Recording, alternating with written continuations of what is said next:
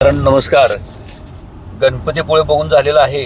आता आपण निघालो आहोत मालवणला जाण्यासाठी रत्नागिरी मार्गे जावं लागतं आणि रत्नागिरीला जाताना पण आरेवारे मार्गाने 22 किलोमीटर समुद्री किनारपट्टा आहे. 22 किलोमीटर आरेवारे मार्ग जाताना मार्ग खूप सुंदर मार्ग आहे. 22 किलोमीटरचा तुम्ही बघू शकता. समुद्र सपाटी आहे या साईडला. तर आपण रत्नागिरी मालवणला जाऊ, स्कुबा ड्राईव्ह करू, सिंधुदुर्ग बघू आणि रिटर्न येऊ.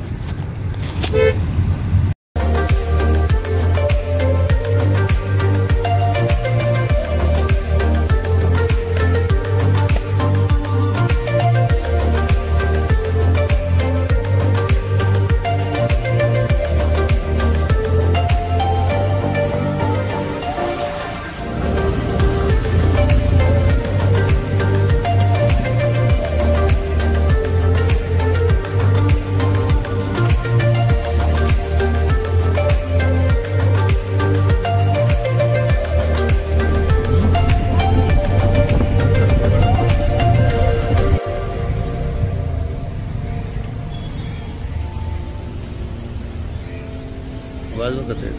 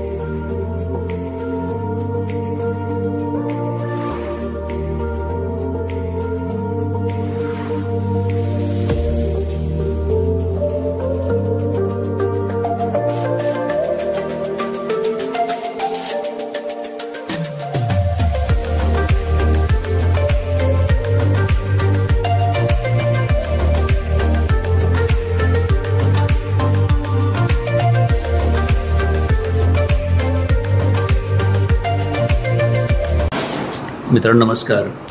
आपण कोल्हापूरहून गणपतीपुळे बघितलो. गणपतीपुळेवरून आपण आता निघालो मालवण बघण्यासाठी.